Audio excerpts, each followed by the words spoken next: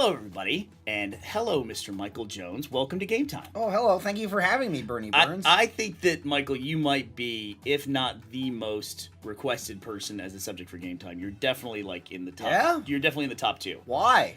I guess people have not heard enough of you talking. I guess so. Seems weird. One of the things I always mention about you, two things I always mention about you are your ability to talk. And by the way, we're going to play Impossible Game. Sure. We're going to play some classic Rage Quit games. Yeah, I'll here. play it. I haven't played it in quite some time. I'm just curious, how well you can It's actually do spacebar, by the way. Also, how well can I do while talking? That's okay. It happens. That's what I say, though. It's one of the things I always talk about with you is your ability to talk. And we mentioned this on a podcast recently where it's, if I had to put somebody down in front of a mic and say, just go, I think you could probably do. We're kind of curious, how many hours could you go and talk? Oh, I don't know. It's never really been presented. I can't believe how well I'm doing on my You first are doing try fantastic right at here. that. That's amazing. Yeah. I think I practiced this game before that, and it was I was terrible at it. But It's a piece of shit. So do you think we could do that though? If we somebody suggested we do it for a stretch life goal, just how long do you think you could go before you had a 15-second pause? Oh yeah, just do a filibuster. Yeah, I could probably, I could probably do something. I'd probably do better without notice. Right. So you'd if I had to prepare. write something, I'd be screwed. If I had to prepare some sort of paper, I always hated that in school. That was my worst thing, a report or something. Oh my god. Or if you're doing a test, they have open-ended questions. I would always just leave them blank and just get points off my grade. So when you talk about that though, did you have trouble with public speaking kind of stuff? I mean, I guess it never really came up. I mean, just the point of it wasn't so much the speaking part, it was just getting the information together, the actual doing the report. I would have a problem public speaking because I would have none of my homework done. So Yeah. they'd say, "All right, go tell the class all the stuff you didn't do." So that was really my problem. I do a lot of public speaking engagements where I go to talk to. I just did one in Boston, up in your neck of the woods, where I went to talk to people who were college bound high school kids who were interested in science and technology. It's a big congress they have up there called Future Science and Tech Leaders. And it wasn't for this one, but there's been some speaking engagements where they're like, "Hey, you got 15 minutes to do," and I'm like, "Okay, well, I'll just kind of go in and wing it." And then after I do one of those go in and wing it ones, I'm like, "I'm never doing that again." Right. I have to have some level of preparation. What's the most preparation you think you've ever done for something? I don't know. For Laser Team, Probably Laser Team. Yeah, I'd probably say it right there. I mean, honestly, as far as preparation, considering anything, the acting classes and then the gym. I mean, that was going to a gym was brand new to me. I'd never done it before, so that was all just for the movie. Dude, I was so frustrated because you got 15 years on me, youth-wise. Yeah. And then I had been in that gym for probably a year or two, and then you showed up and you had beginner gains, and you're 15 years younger, and you fucking killed it. And in a month, you were getting results that it would take me 6 months to get. Yeah, it was easily the best shape I've ever been in my life. And it wasn't that long before Laser Team. I'd say I went maybe 5 weeks before the movie started. Yep. That was fucking pathetic right there. It's okay. You're gonna have bad runs every now and It then. happens. Just I see. let's There's no not talk indication about of it. how far you've made it. No, you can do checkpoints, but you're a bitch. That's the possible game. What's the point? Exactly. Nothing impossible about checkpoints. I think the only one I've actually beaten in any Rage Quit is I did the fourth level. I actually finished it because at the time of filming it, it was the last level for Impossible Game. Uh-huh.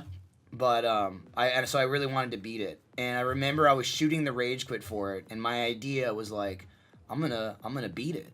And I was sitting there filming it at work, so I had enough for, what the video was, where I'm I can make this video now, but now I just really want to beat it.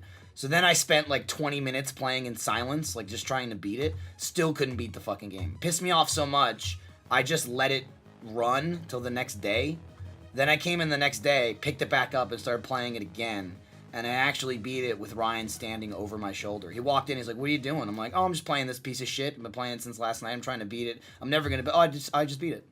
Yep, it's crazy the way that works too. It's I was saying before we started this that I want to see how well you do just based on muscle memory. You're better than I was after probably a half an hour of testing this game last night because I had to make sure we were able to record it. And you just sitting down, just from memory, you were able to do a better job than I was with half an hour of practice. Yeah, I don't really remember the levels that much, but the biggest thing is your jump. I have the jump memorized of how far you go and where you need to bounce. I keep fucking forgetting to do that. I gotta admit that when you bounce up the boxes like stairs, I didn't know you could just hold down the space bar. Oh yeah, it's the only way to beat it. It's Yeah. absolutely impossible without it. Hence the game. Impossible Yeah. to begin with. It's a nightmare. You know, when we the very first like blushes of Achievement Hunter, one of the things Jeff and I used to do was achievement races. Mm-hmm. And I think the very first one we did was, I never played Call of Duty, and I don't think Jeff did either. And so Modern Warfare was coming out, and we agreed to do a race to 100% of the achievements in that. But really, at the end of the day, the last achievement was to finish the Mile High Club on veteran level. Right. And it's like a minute and a half that you have to get perfect, essentially. And it was just, we spent 2 days, both of us, trying to get that. And it just became Fuck! Nah, it's okay. No, go ahead. I was pretty far there. It became a race about that, and it was like, I finally got it. I came in the next day. I was trying to show Jeff like the tactics for doing it because I had won the achievement race, and I just knocked it out like immediately. I was like, well, this was way easier. Like once I had the muscle memory down, it was just I wonder if I could do it like right now. That'd be a fun one. I should get Jeff and see if we can do Mile High on veteran. I bet he'd love to do it. You think he would? No. I was gonna say. Well, that's actually, I mean that you should do that because that's about to come out. The remastered is about to come out. Oh, that's a great idea. Yeah, it'd be good timing.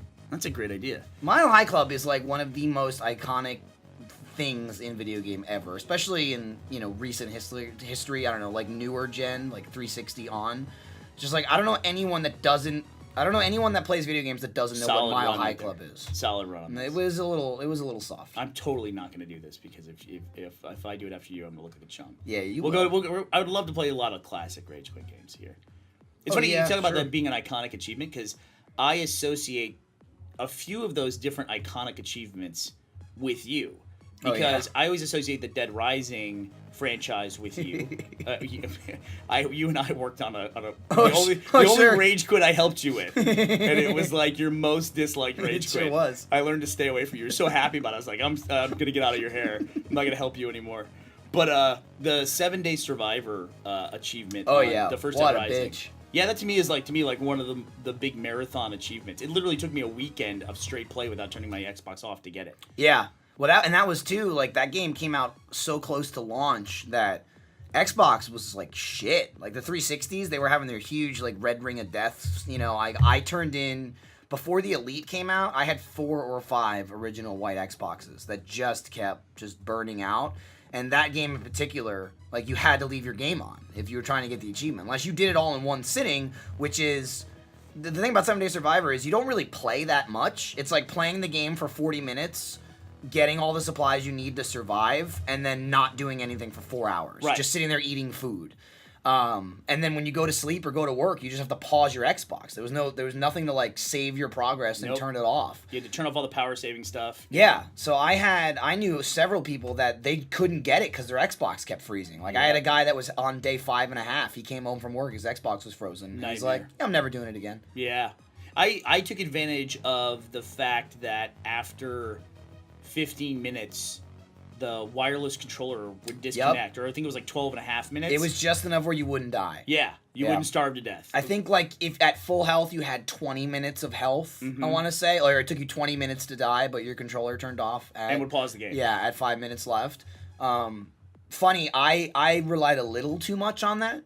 When I was getting that achievement, I was living in a bedroom at my parents' house, and I had my main TV, which was like a 19-inch, maybe it was like a 28-inch at the time or something, and that was where my Xbox was hooked up. And then my computer was behind me, like 180 degrees behind me, and at my computer, I had another small monitor next to it, like a 13-inch television that I would hook up other games to. So if I had like friends come over that would sleep over or whatever, we could play on 2 different consoles at once.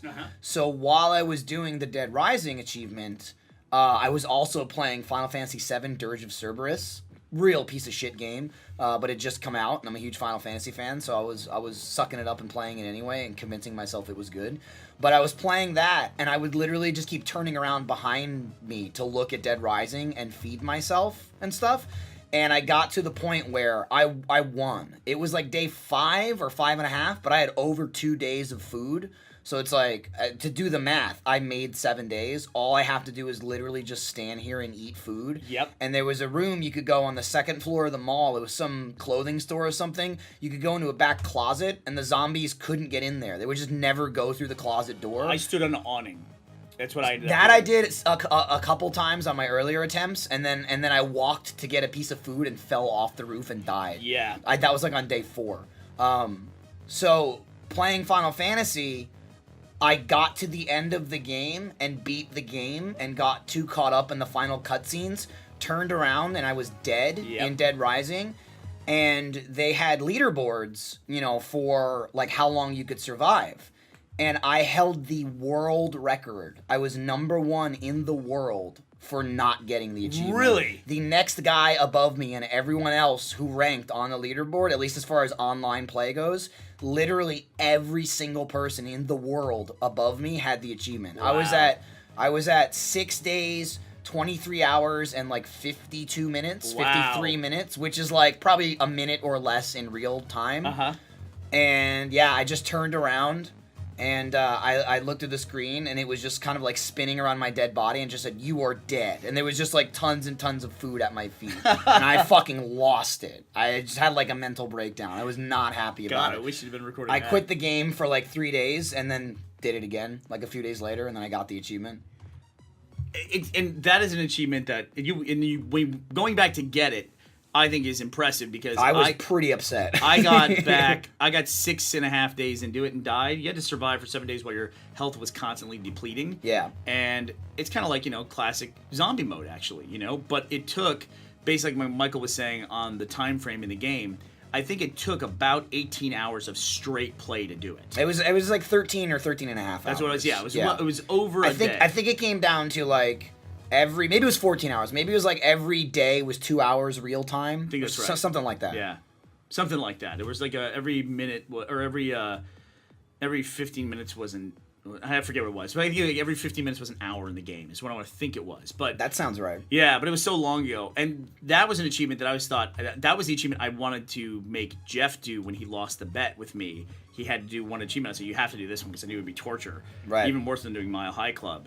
But the other achievement that I associate as being like one of those core achievements back in the early days of the Xbox 360 was the first big collection game was Crackdown.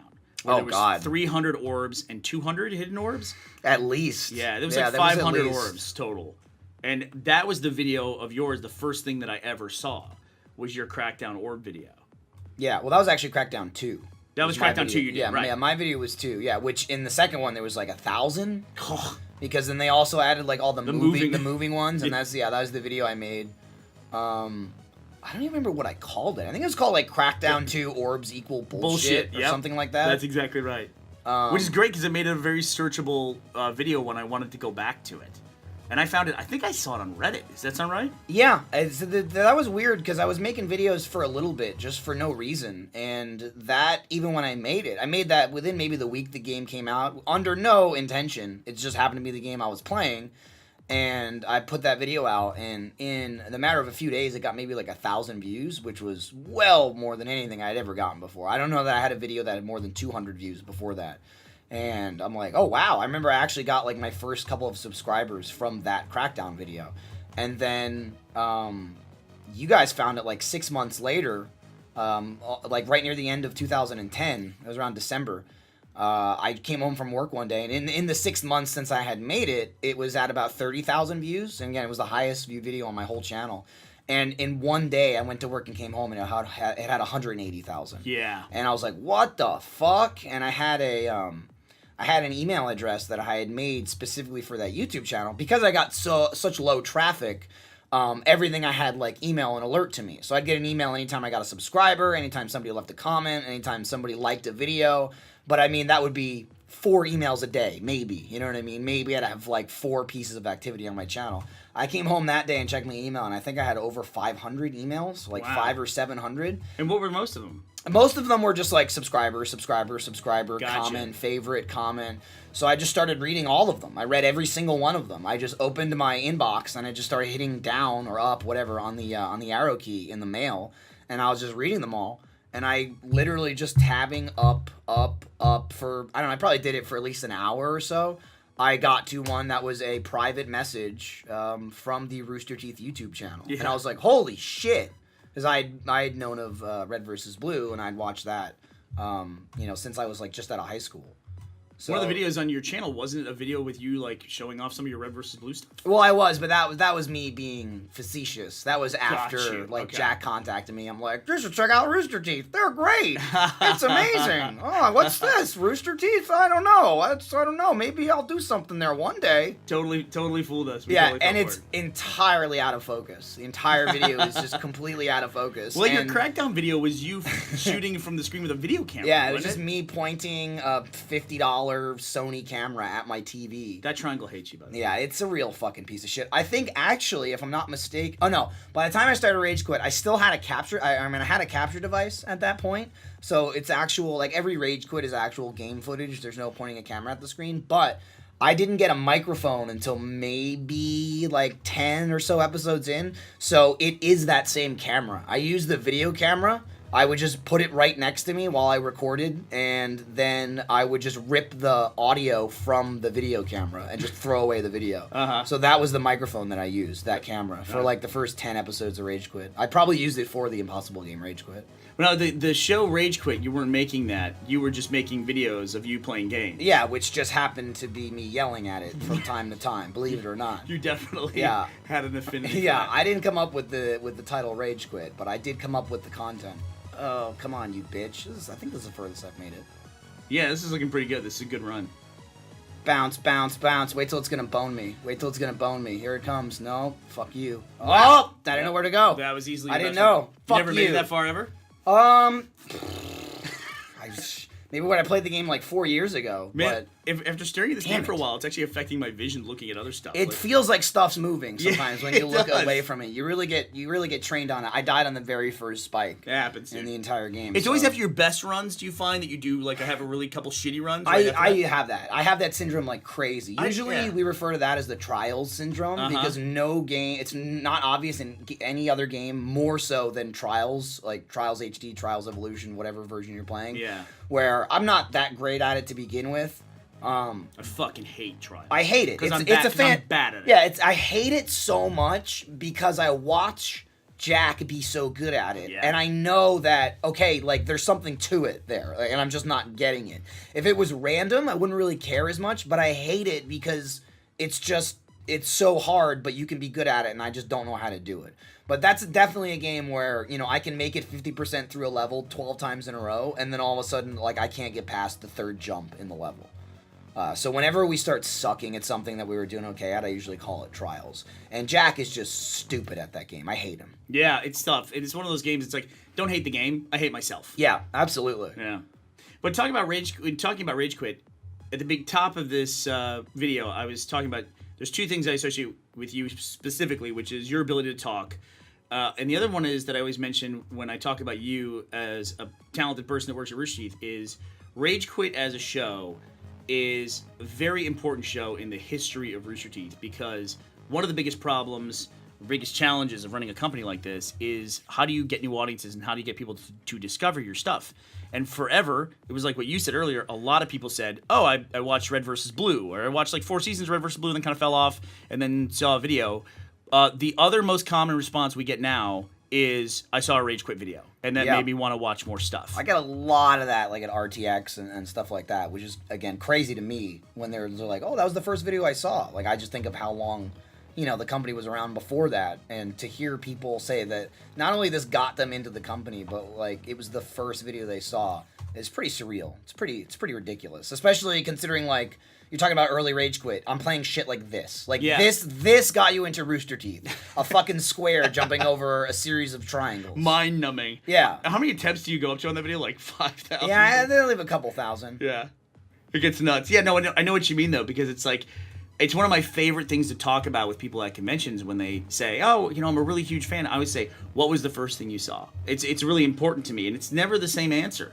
You know, even for a show like Red versus Blue, which is, you know, run for over a decade, the answer within that show is always different. Like, oh, I saw episode number 18. It's like, really? Episode 18? That's what made you watch it.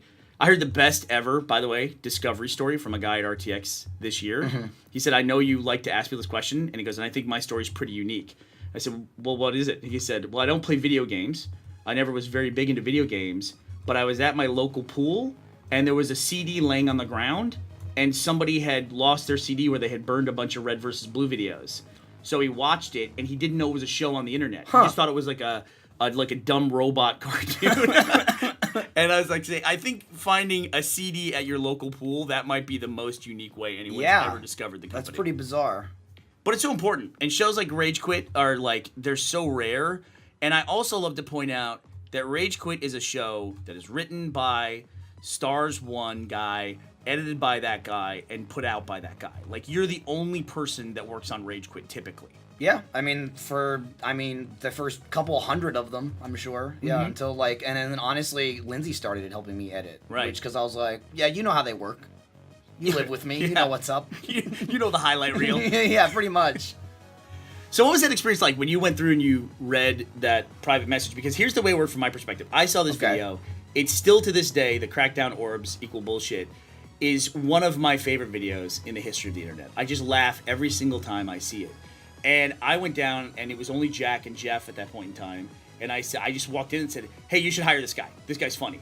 And then I think it was Jack who wrote you the private message, right? Yeah.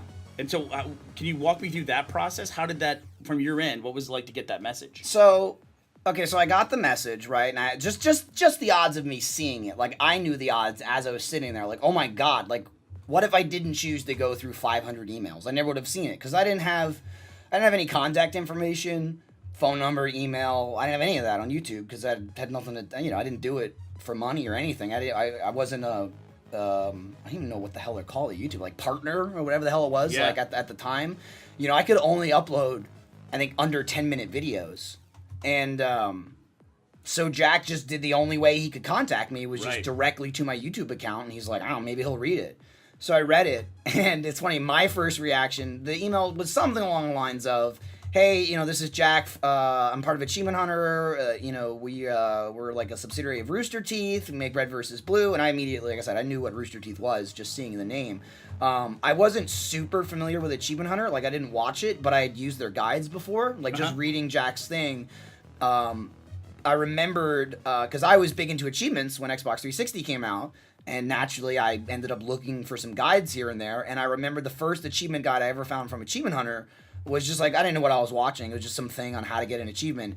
And Jeff's voice immediately stuck out to me because I'm also like a huge fan of anime and voice acting and stuff like that. And I immediately recognized him. And before the end of the video, I'm like, holy shit, that's that guy. That's Griff from RVB. Like, I didn't even realize, like, I didn't know Achievement Hunter was a thing or any of that. So I'm like, oh, that's kind of cool. And I just kind of watched a few of their videos just for the games I needed. I didn't get to the point where, like I watched it for commentary or anything. So I knew who they were. But anyway, Jack was just like, hey, we saw your Crackdown video and we watched a bunch of other videos on your channel. And, we think it's really funny and we just want to know if you wanted to make some videos for us. Let me know. We'll work something out. And my first reply was like, oh, hey, thanks for the email. I really appreciate it. I'm a big fan of you guys. I don't know if you think it's like a shtick or something, but I don't know how to make videos on my channel. Like, what's on there is it. Like, it's not like a joke. I just don't know what I'm doing, so I'm good. You probably don't want me. Like, I literally just turned him down. I said, like, no thank you, because you have better content than this. Yeah, that's pretty much right where I died the last time. You were a little bit before that one, the Tron. And that was it. I was like, I'm not comfortable, like, trying to do this as a job, because I'm terrible at it. I don't know what the hell I'm doing. And then Jack actually replied back to me, kind of reassuring me. He's like, no, that's fine. What you're making is what we want. It's you could just do whatever. Editing videos are easy. It's easy. We'll show you how to do it, blah, blah, blah, blah, blah. And he basically convinced me to do it. And really, I think even then, all it was a phone call. I think I had a conference call with, maybe it was him and Jeff. I mean, I don't even remember. I remember being at my old job, working for an electrician, and it was like at the end of the day one day, we agreed to like have some sort of phone meeting, and I was sitting in my work truck, and I was on the phone with, I believe it was Jeff and Jack, and they were basically just talking about what I would film. And we came up loosely kind of like with the idea for Rage Quit. And I want to say it was like a Thursday or a Friday, and I didn't know what the hell it was doing, but we decided, like, okay, here's a loose idea for the show. It'll kind of be like that Crackdown video where, like, something's pissing you off or something. I doubt we even had the name for it at the time. But Jeff said something like, hey, just try and get me a video by next weekend, and we'll take a look at it, and, we'll see what we can do with it. And I went home that day, and I think I shot, like, 3 videos that day. and I sent them to him like the next day. I'm like, oh, I know you said next weekend, but I made this tonight. How's this? And he's like, this is great. I remember hearing that, yeah. And I think I sent him I shot Trials, Super Meat Boy, and like Superman all in one go. And I sent him those, which ended up being like the first 3 episodes of Rage Quit. And yeah, it pretty much, I mean, it went from Jack sent me a PM, end of December. First episode of Rage Quit was out probably less than 2 weeks later. Yep. Maybe 10 days from that PM. It was out on the Rooster Teeth, YouTube channel. And I just remember sitting there watching it going like, what? How did this happen? Like, what am I looking at here? And it did pretty well. Like, I was expecting everybody to hate it. And I didn't know what the response would be. And I remember the other thing that Jeff told me was not only was the response like pretty good for a brand new show and a very different show for Rooster Teeth. Very different. Kind of came out of nowhere. There was definitely people that just didn't like it. And that's, it's definitely not everyone's brand of humor. But the amount of people that did like it, they really liked it. And I remember one of the cool things for me that Jeff said early on was not only just people liking it, but... I think that's the farthest. Yeah, they really fucked me. But he's like, everybody's wife loves it. I remember him being like, oh, my wife loved it, and I showed it to Gus, and him and his wife loved it. And like, again, I'm just kind of like a lame Rooster Teeth fan. And I'm like, Jeff's watching it at home with his wife? Oh my God, like, this is so cool. And I just started making it for a few weeks. And I remember even, I don't know, maybe by like episode 5 or something, I would just chat with Jeff on AIM. And I remember him saying like, oh, this is going really well. People are liking the show. It's doing better and better every week. Maybe one day you can come visit the office. We'll give you a tour around the place. And then maybe we can talk about you possibly working here one day. And I remember reading that on AIM. And I'm like, get the fuck out of here. Like, I thought it was like the most obnoxious, just like, oh, well, you'll be big. This will be great. Yeah, you'll come work here. I'm like, get the fuck out of here. You'll be a big star, kid. Yeah, this is like, again, not that he was like feeding me anything, but I'm like, that's all wishful thinking. Like, I didn't think anything of it. I kind of took it all with a grain of salt. Like, oh yeah, sure, I'd love to come visit, but whatever. And I want to say maybe 2 episodes later, Impossible Game came out. It was right before Impossible Game. Maybe it was like episode 7 or something. Jeff said that Impossible Game comes out, and I want to say within 2 days it had 1 million views. I think it was at 2 million by like Monday. Rage Quit came out on Thursdays. I would say by Monday it had 2 million or almost 2 million views, and I think the highest one before that was maybe 500,000 or something. And I was looking at the views like, holy shit! And I get a message from Jeff. He's like, hey, want to visit next week? And I was like, whoa, that was quick. So to put this in perspective too. This is about what year? That was early 2011. Rage Quit started in January 2011. And so that was already, what, 3 years into Achievement Hunter at that point? Yeah. 2 years in. Yeah, I think 2008 was when it started. Yeah. Well, the first little inklings of it, and then, it was mainly achievement guides for that point in time. So this is like 2.5 years into Achievement Hunter. And it's still just Jeff and Jack, and then, some community videos and things like that. And, of course, a lot of stuff for Fails of the Week, which was the big show at the time.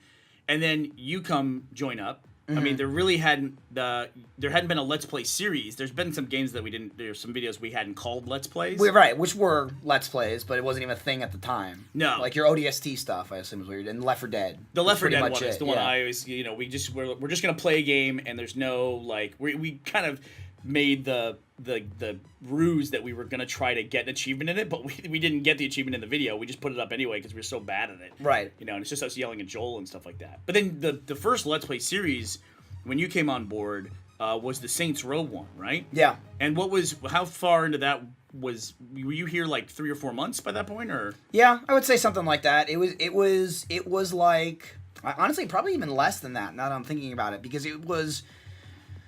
We played Saints Row the 3rd, I want to say, and it was timed where there was probably like 12 or 13 episodes, and literally the last episode, because it was just like a weekly slot. I think we were putting it up on Saturday or something. Like, Jeff and I are just going to play this whole game. We'll see how it does. We'll literally just play all of Saints Row 3, which was awful because Jeff played the game. He just beat it. I hadn't played it yet, and I was a pretty big Saints Row fan. So I'm like, Jeff, I'm about to start playing Saints Row 3. I think, honestly, the conversation happened because Let's Play was kind of becoming a thing. like more and more. I had just started doing it on my channel, like before I moved, like right when you guys contacted me, I was getting into Let's Plays. I had like 2 on my channel, maybe. Yeah, like you were playing Banjo-Kazooie? That might have even been after. I had done, I think the very first Let's Play I had done was either in Mega Man, it was like Mega Man 9 or Mega Man 10, I think Mega Man 9, which was the 360 game. And then I did the, if you remember that Dead Rising 0 thing that came out before Dead Rising 2, where you could like, it was basically like an arcade game, but you could level up a little bit and your progress would carry over to when Dead Rising 2 came out. It was like a little, like Dead Rising 2 teaser, basically. And I did like a 5 or 6 part Let's Play series in that on my channel. So I just started doing them. And I remember it was a thing when I came in thinking, oh, you know, maybe I could do this with like Jeff and stuff. But I remember being like, I'm not fucking saying shit. Like, I'm not going to come in and be like, listen here, see, I got ideas. We're going to do this video, we're going to do this video. I was just coming into work every day trying to learn how to edit. It's hard to imagine the shy Michael. It's true. Yeah. And I was just like, I'm not going to fucking piss anybody off. I'm not going to come in. I'm just going to do what they're telling me to do, and I'll try to learn how to edit a video. And, I mean, it was weeks of Jack showing me how to use Final Cut, because I'd never used it before. I got to say, I don't remember, like, when the guys, like, the original guys, when they learned to edit. Because I felt like I edited all the Red vs. Blue for like 6 fucking years. And then all of a sudden Jeff's making achievement videos. Like, how the fuck did you learn to edit? It's like, when did this happen? Maybe Jack showed him. And now he's probably edited more videos than I ever have, you know, with the amount of content that Achievement Hunter produces. Yeah, he didn't edit that many. Jeff had this amazing saying that he would repeat when he's like, this is how it works. I come up with a show, I make the show once, and then I never do it again. It's a great model. And then you make it forever. It's a great model. I mean, even with Rage Quit, with early Rage Quits, I didn't edit them. What I did was, I would, going back to what you were saying, is go without stopping, I would make a video that, like, I'd try to get to a decent length, maybe like 3 to 5 minutes at the time, because without editing, I would just go. I'd hit record and go and try and get like 3 to 5 minutes. And if I fucked it up, I would just stop the video and then I'd start it over again and just do it again. And that would be every Rage Quit I ever sent until I moved here and started like editing and learning how to do it. Every single one I sent was just a complete video start to finish. It would just be like 7 minutes of Rage Quit. That's it, like in a row. Uncut. And if I couldn't come up with something to say for like 10 or 20 seconds, I would just fucking delete the video and start it over again. So kind of a real dumb way to record something, but amazing for editing time. Because the second I was done with the video, I'm like, I'm done. Done. I would send it to Jeff, and then him or Jack would have to put the bumpers on. Like, I didn't even have the assets for Rage Quit. I didn't even have the intro and the outro. I would just send it to them. And I remember they would pull their fucking hair out because I bought a really terrible capture device called the Dazzle. Oh, I remember that. And it was awful. But it was super cheap at the time, and I didn't have any money. Was it standard def? Or was it high def, even? It might have been standard. Yeah. It might have been standard. But I quickly stopped using that, and I got the Hapog HD, which worked great, but it didn't have any editing software. So I would use the editing software that came with the Dazzle, which was called like Pinnacle Studio Pro. I remember it well. And it was terrible. And all the videos I exported, because I also, again, I had no idea how to export or anything. I would export like such random fucking just like video formats that Jeff and Jack would pull their fucking hair out. Like 320 by 320. It would just and like my files were like ts.23. Like that was like the codec. And I remember Jeff like texting me being like, "What is this?" I'm like, "Oh, that's the video." He's like, "No, but what codec is this? Like, where did you get this?" I'm like, "Oh, I don't know. I just exported it." And he was like, "Jesus, oh my God." So he would tell me sometimes I would send them a video and it would take like 9 hours to add the bumpers on because like the processing through Final Cut. They were like, we put your 5-minute video in the Final Cut and it takes 9 hours to export the video. So you have to send it a day earlier. I'm like, okay, whatever. I remember I would make videos on my channel where somehow the format would get fucked up where all of a sudden I'm like, what the hell? And the video's like in letterbox and I would go, yeah, whatever. And I just put it out anyway. There's like a bunch of videos that just make no sense at all. Did you ever make any other kinds of videos besides gameplay videos? Like, did you ever do like live action sketch stuff or anything before? I did. I wouldn't call them sketch stuff. I did essentially what I would call, I guess, vlogs. Not that I ever intended them to be vlogs. It was basically just me walking around with my camera. So, I mean, that's it. It would be gameplay and me just shooting really stupid shit Well, this is fascinating. What's happening right here? What happened? So I dropped, and there's supposed to be a platform below me, and I think the game froze. Really? Yeah. So it looks like you're falling I'm, forever. I'm mid-fall here. This seems No, I've gone to heaven. This seems like a good time to switch to Surgeon God Simulator. damn it! I really wanted to beat that level. Sorry, buddy. You can try. You want to keep trying? No, it's fine. It's fine. All right, let me kill Switch this. it up. All right, so now we're gonna play Surgeon Simulator, another classic rage quit game. Is this the first one you played with Gavin? I don't think it was the first one, but it's definitely an early one. Honestly, I've never played this game. Have you played this game without Gavin? I've played a little bit. Honestly, the most I've played this game without Gavin is when Gavin and I are playing, and we simply have to progress, and we can't. I'll be like, just let me play for 5 minutes, beat this level, and then we come back, and then we film. Like, for getting stuff, like we did the alien surgery, which had a little reference to us in there. Right. To get to that level, you have to do a bunch of other stuff first, and it was physically impossible with Gavin and I playing like at the same time. It was just fucking impossible to beat all those levels. So at that point, you know, I kind of I'll do a real botch job where I'll just like bash the guy in just to beat the level. But I really haven't played that much by myself except on the PlayStation version, which is pretty fucking easy compared to this. Because, like, a controller is night and day. Yeah, using the mouse and the keyboard. It's so much easier to use a controller. And then, I mean, forget about it. The best way to play it, though, you play in VR, it's amazing. Like, this game is, like, the most amazing thing ever in VR. I can't even pick up the fucking sheet. Pick it up! There we go. When I was downloading this in order for us to play it, I saw they had a VR version. I was actually getting the DLC, which now I can't fucking figure out how to get in there. So it's so funny too because I think some of the biggest success stories in the last few years, like during the Rage Quit years and the golden age of Achievement Hunter, a lot of the big success stories in video games have been these small independent games, like being the independent game of the moment that all Let's Players are playing. And Surgeon Simulator was definitely one of those. Yeah, it became a thing for sure. I mean, like, I was always on the lookout for stuff like that, you know, like on, I'm thinking about games like this, Five Nights at Freddy's. Right, like games on Steam and games on Xbox, like the Indie Arcade. It's fine, I got a strong wrist.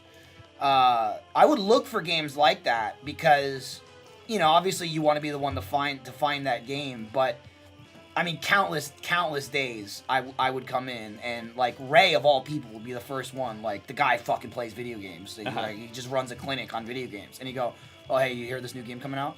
And I'm like, no, what is it? And he'd be like, oh, yeah, it's a game with a monkey trying to hide the worm. And I'm like, what the fuck are you talking about? He's like, yeah, everybody's playing it, man. Everybody's playing it. And I look it up, and, yeah, there's videos, like, 10 million views, people playing this video. And I'm like, oh, okay.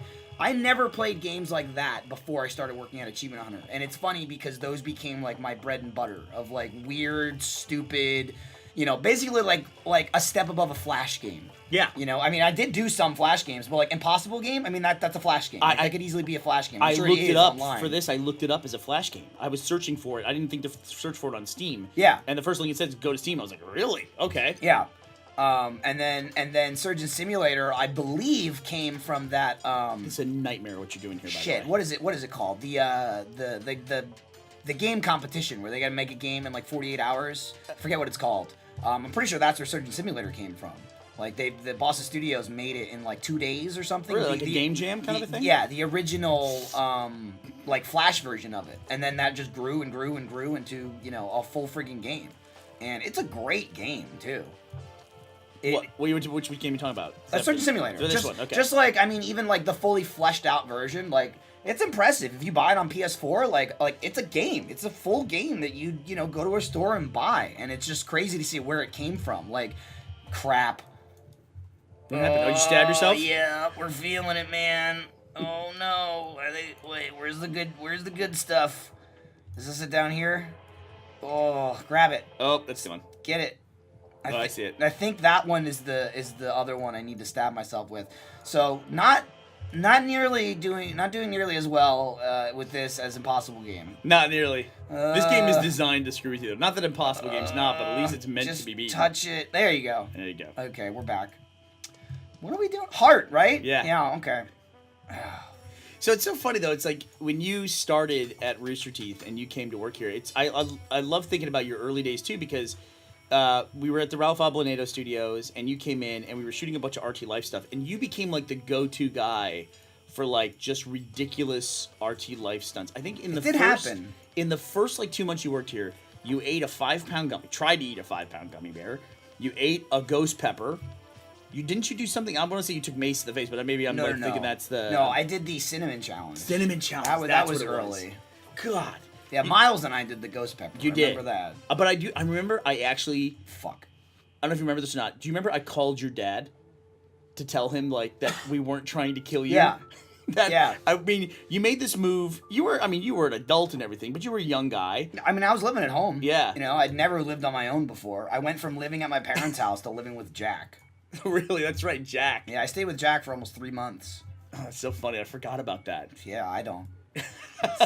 Sometimes I try to forget. The memories for that haven't gotten fonder over time? There's no incident that took place where I'm ever like, oh, God, that was awful. It's just... as much as I'm good friends with Jack, and as much as I've grown to know Jack, and kind of like, been living here and have kind of like made my own life here, I just like, there's no fucking way in hell I'd ever go back. Like, I just think like, fuck that. like if somehow this Michael was back in New Jersey and they said, hey, you gotta move the Rooster Teeth and you'll be right where you were. You know, it'll just take you 5 years. You'll get there. Da, da, da, da, da. You just gotta stay with Jack for 6 months. I'd be like, I'm good. I'm good. I'm fine. I'll do this. Yeah.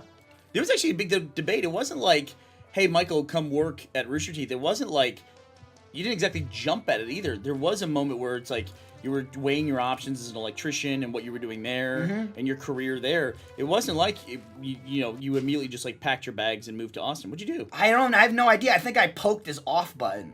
I wasn't even paying attention, but I killed him in 1 minute and 8 seconds. It looks like you went to like kudos to me. 0G there too, like something floated away.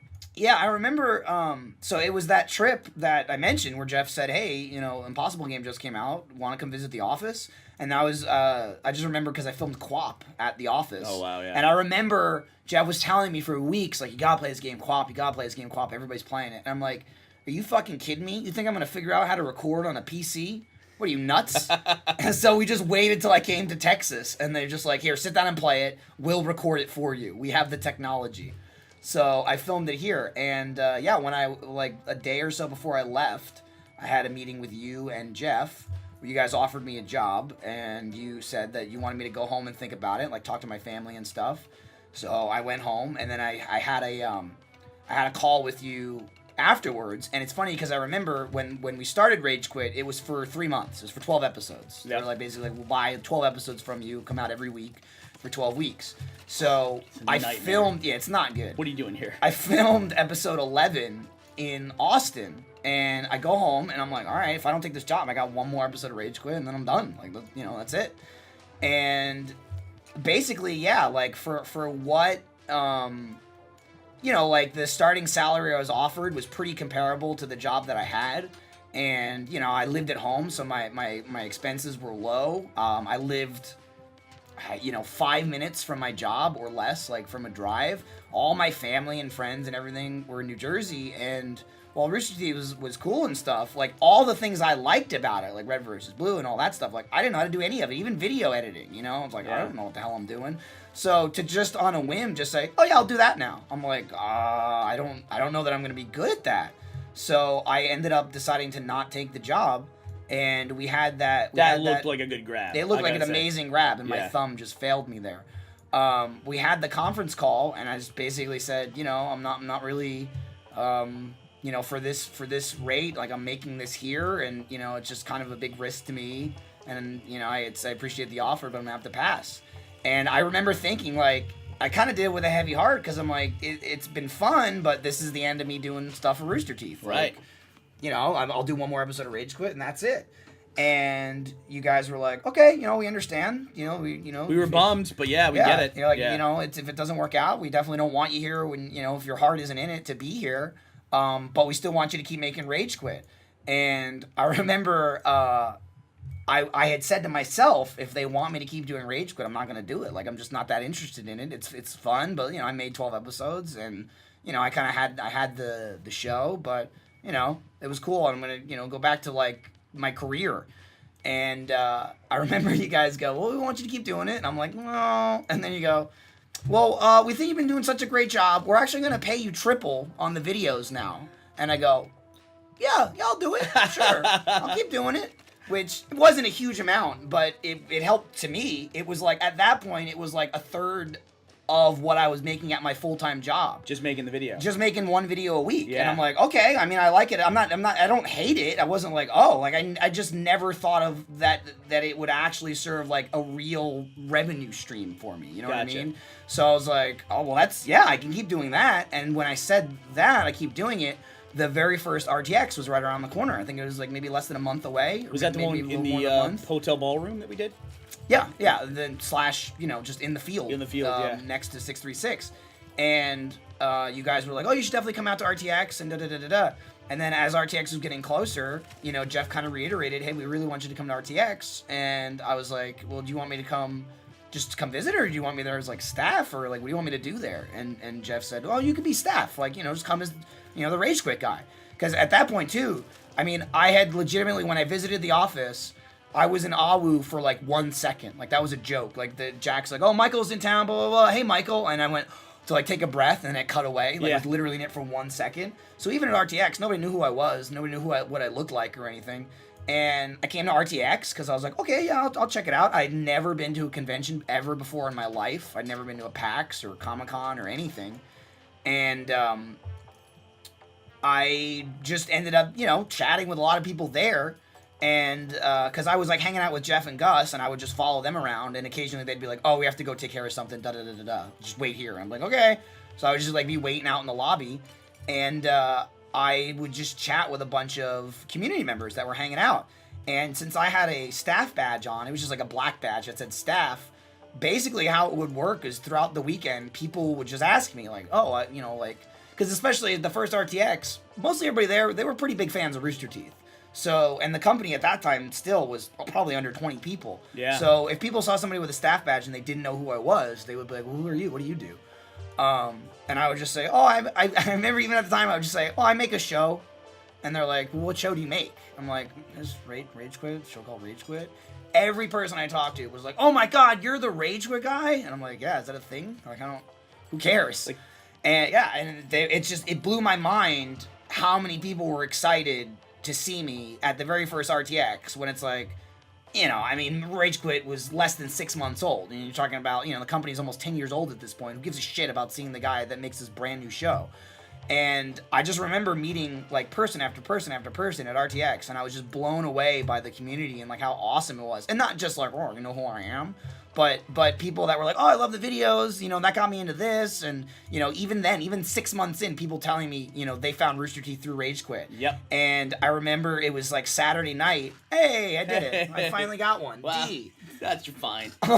Casey's got to be happy with that. It was Saturday night at the hotel, and everybody was drinking in the bar, and there ended up being so many people in the bar that they ended up kicking us out. Right. And they're like, go to this back section. And I ran into a couple of guys who flew from Ireland to the very first RTX. And they're like, we're huge fans of Rooster Teeth. RTX sounded awesome, and, we had to be here. We've been watching the company for years and years, and blah, blah, blah, blah. Just meeting you has made it worth our whole trip. Just getting to have a drink with you has made it worth it. I'm like, wow. What? It's like, I just... Like, it's kind of a thing I still can't quite grasp to this day. And I feel like that's a mindset I've tried to keep myself in, of just like, it's unbelievable. And I never want to think that it's not unbelievable. You don't want to get used to it. You know what I mean? Yeah. It's something that's unbelievable every single day of my life that now, of course, like now I have Twitter and, any kind of social media where people send us photos and they send us gifts and, they make these amazing things for us. But it's like, even just a guy, in 2012 just saying like, hey, this is awesome. Like, this made my trip. It's something that like stuck